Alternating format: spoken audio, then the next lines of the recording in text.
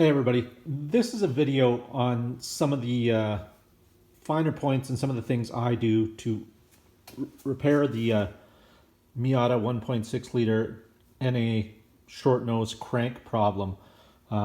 If you're watching this video, chances are you know what I'm talking about and I don't have to explain. I'm not going to do video, there's tons of videos on how to remove the radiator, how to take off everything to get to where I am. Watch one of those.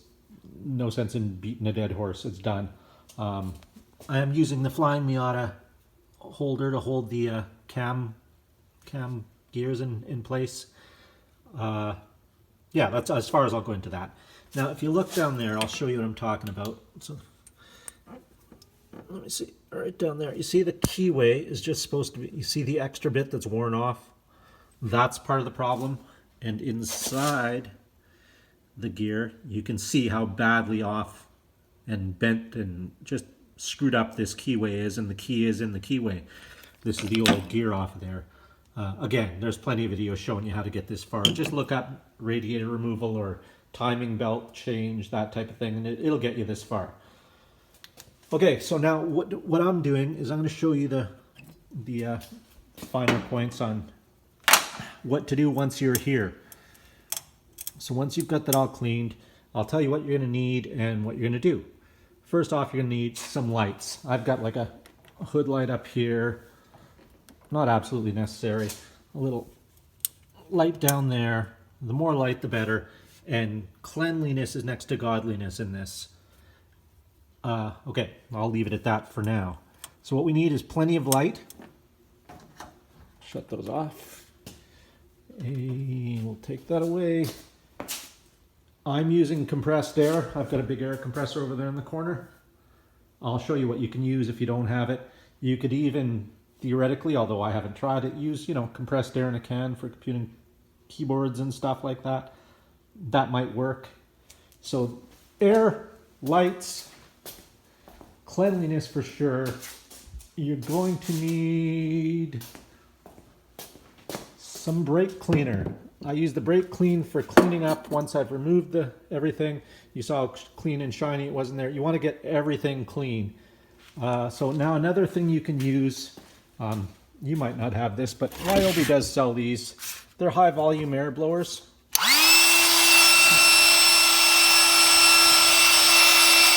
They put out a fair amount of air if you don't have a compressor. Most people have access to an air compressor. It doesn't have to be a big 60-gallon one, a pancake air compressor, anything will work. So you'll need that.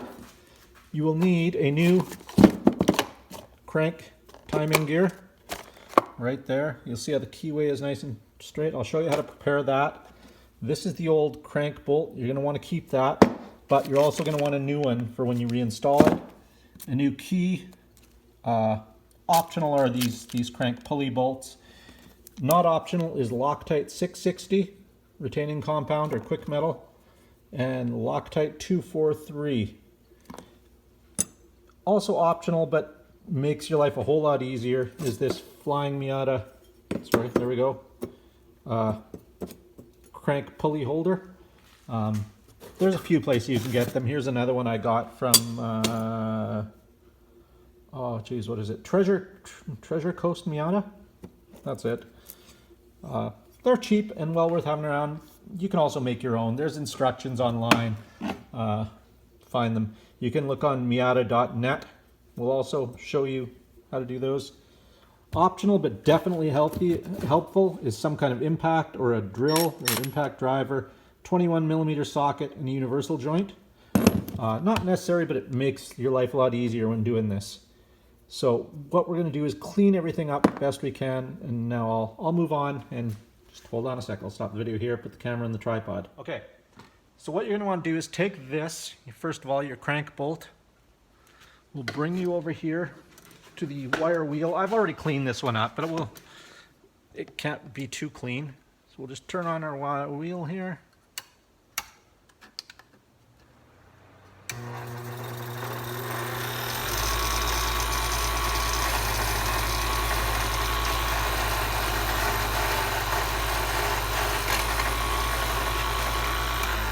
Like I said, I've already cleaned this one, so just clean it up a little more. This is the old one that we took off. and I'll show you why we're cleaning it and why we're keeping it. So the next part to do is take your new crank timing gear, take some sandpaper. This is 120, but up to 100 grit is good. And just go inside of here and go in, you know, kind of sand it out. This is your new gear. Rough it up, clean it. It's mostly just cleaning it. And also go in a back and forth motion. You kind of want to get a crosshatch pattern going on. You don't have to be too thorough. I mean, you don't want to remove enough material so that this fits sloppy on the crank. Make sure that's clean. Then you're going to want to, let's move this back a bit. Okay, let's take this. Again, brake cleaner, you're going to use lots of this. Clean this off good. Going to clean the back side off where this rests against the crankshaft pulley.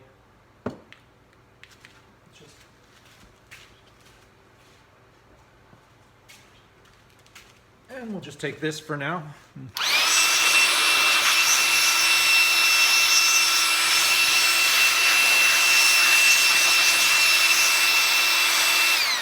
Okay, thoroughly dry is very important and very clean. Brake cleaner has a lot of acetone in it. It evaporates very, very fast. So it's not like water where you're going to be cleaning, drying till the kingdom come. So we'll take that and I'll bring you over to the car. So just a second here. Now here we are at the front of the car. I've got the new gear. We want to test that. Well, actually first, you clean this up really good with brake cleaner, paper towels, air, whatever you can. Take your little piece of sandpaper again and go around the shaft here too. I've already done it, so I'm not going to go crazy here, just kind of showing you what's going on. And also clean off the end of the shaft where the bolt will touch.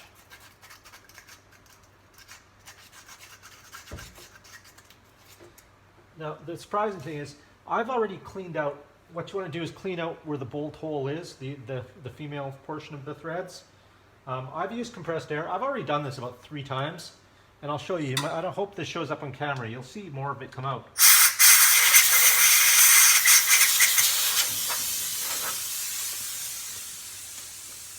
That's the second.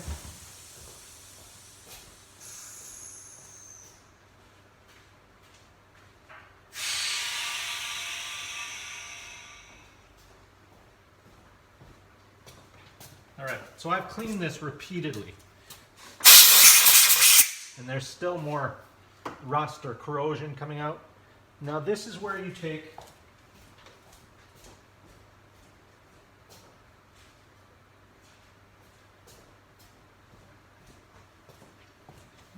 your clean old bolt, start it off back in there. Now you can do this by hand, but it works a lot better and a lot easier if you use an impact or drill or something with a 21mm socket. And you're going to need the universal to fit it in there. So get it started by hand, put it on, run it in until the bottom's out, back it back out, run it in, back it out, run it in, back it out, pull that out, set that down, and we'll blow it out again. And I don't know if you'll see it, but there will be more dust come out.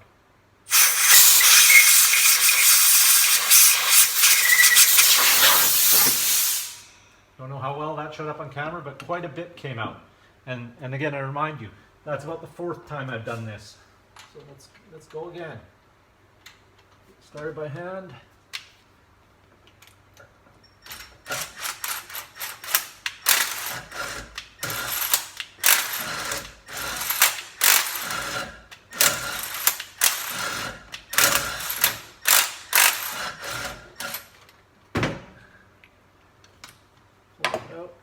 Blow it out again.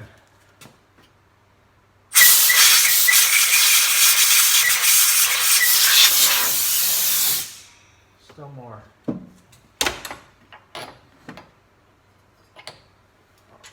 Go one more time.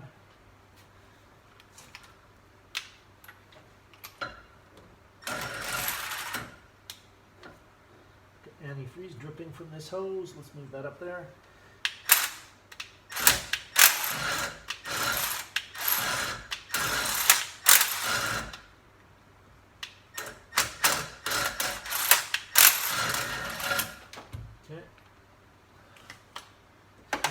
again.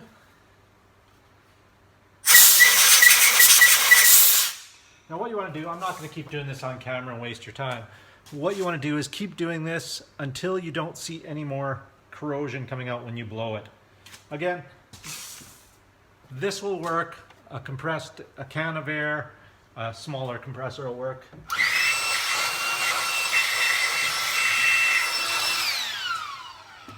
Okay, so once you've done that, gotten that clean, we'll just skip ahead here.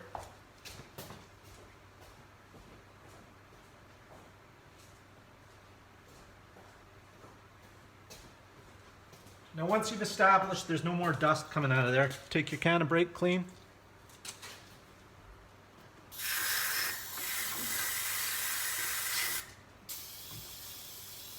Clean everything around there, spray it out. And take your air again. Watch your eyes, cover your eyes, wear eye protection, whatever. Just make sure you don't blast this in your eye. You don't want brake cleaner in your eye.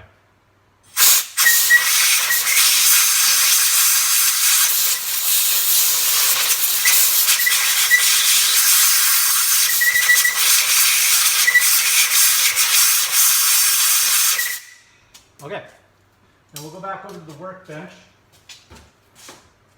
and I will show you the next part of what we're going to do here. Okay, now before we move over to the car, this is what we're going to need. Now everything, you want to make sure everything is clean again, including your key, your gear, your bolt. Make sure you've sprayed it down with brake cleaner too, just because they might come with some lube on it, stop them from rusting from the factory. Just give them a good shot of brake cleaner and blow it off.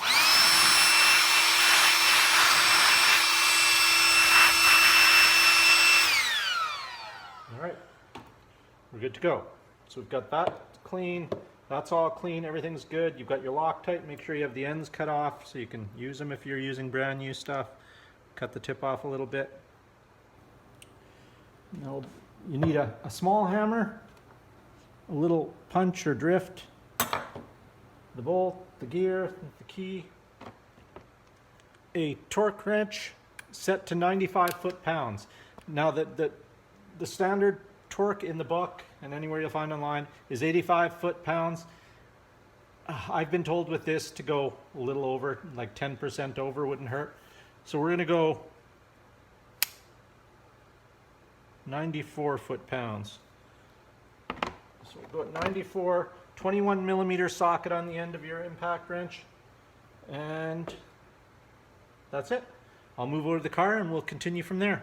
All right, now that everything's clean, we're here, we've got everything we need. I forgot to mention in the last little bit, you need one of the bolts for the crank pulley.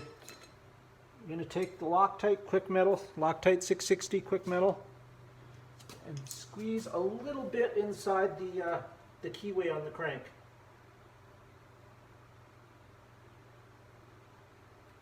Not a whole lot, just a little bit, because you're not trying to fill any gaps here with this right now. You just want enough to get in there so it'll bite. That's all. Okay. Then you take your keyway, and if you look at the key, it has a beveled edge on one side. The beveled edge goes down against the crank and to the back. So put that in place. Get that on there. And we're going to fill the gap in here with the quick metal.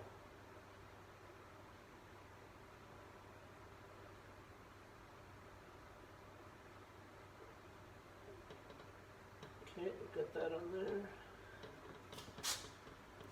And we're going to take the pulley and we're going to put some on the pulley here. Let me get a paper towel first.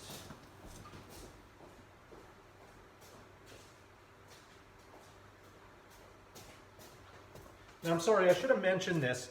You want to do a dry fit of this first, and if the gap between this and the crank nose is less than 0.2 millimeters, you want to use the Loctite 243.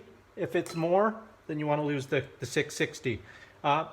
If you can feel it moving around with your hand like that, it's loose enough for the 660. So rather than putting this on the shaft, so when you push this on, it'll just push it all off, you want to push this, put this inside of here,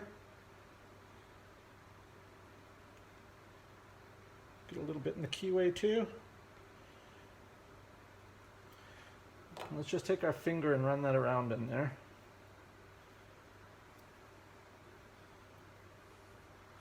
Let's go a little more.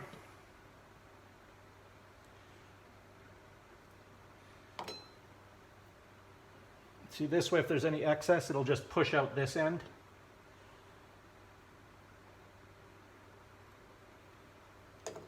I would rather have it push out the front than out the back where it'll bind up on something. Wipe the excess off with your finger. Put the gear in place.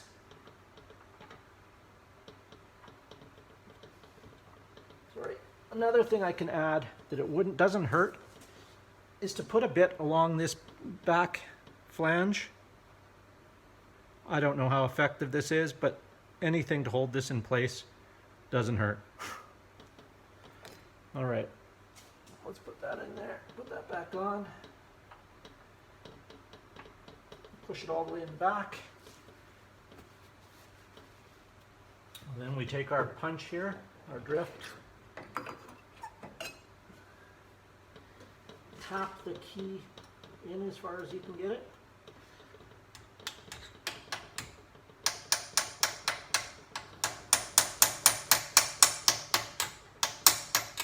Okay, you'll feel it, like it's not going anywhere. You hear a dead thud sound to it. Then we take our crank bolt, put some thread locker on here.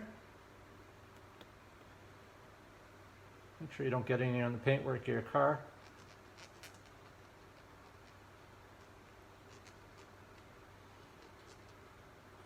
And again, we'll go a little bit around the rim here too. Doesn't hurt.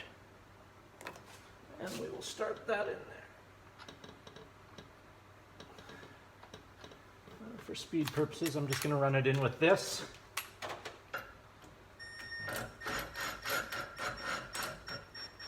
Before you bottom that out, you're going to take your crank holding, your pulley holding tool and one of the nuts, the bolts, sorry. Insert that in there.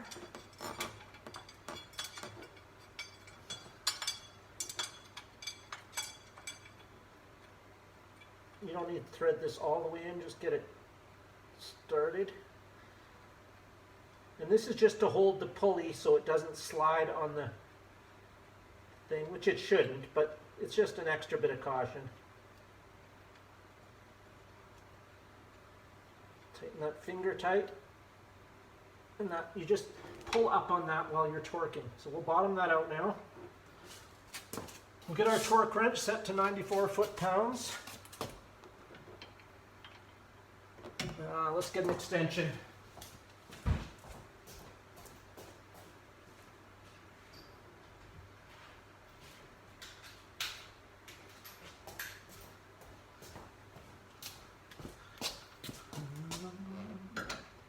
Nope, no extension. Okay, forget the extension.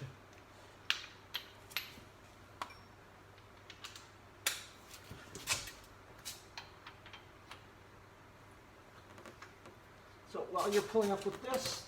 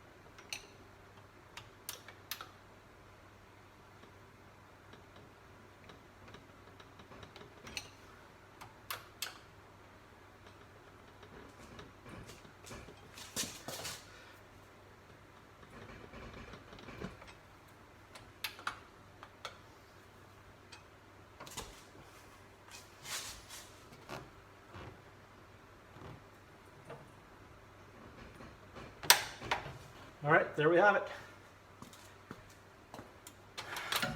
Take that off.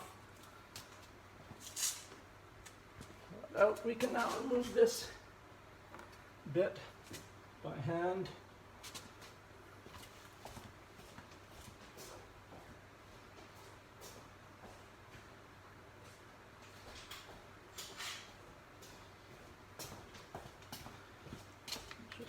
that one out of there.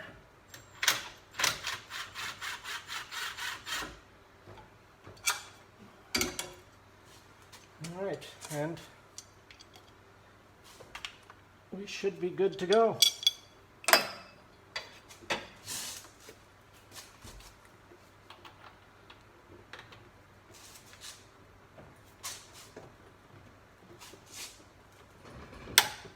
Yep, she's good.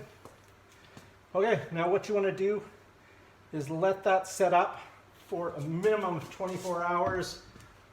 Some say 48, some say 3 days. You know, my opinion is the longer the better. You can start to assemble things back up, but don't start the engine. Like I said, let it set up, and that should be good to go. Again, I won't show you the rest of how to assemble it back up and do your timing. There are other videos. This is just specifically for putting the crank gear on the crank on the short nose. So that's it. Any questions, feel free to ask below, or if I skipped anything, let me know. Don't know if I mentioned, make sure while you're doing this that you have the car in 5th gear, if it's a standard 5th gear with the emergency brake on. That stops the crank. It still has a little bit of spring, but it stops it from turning. So that's it. Like I said, any questions, feel free to ask below. Thanks for watching.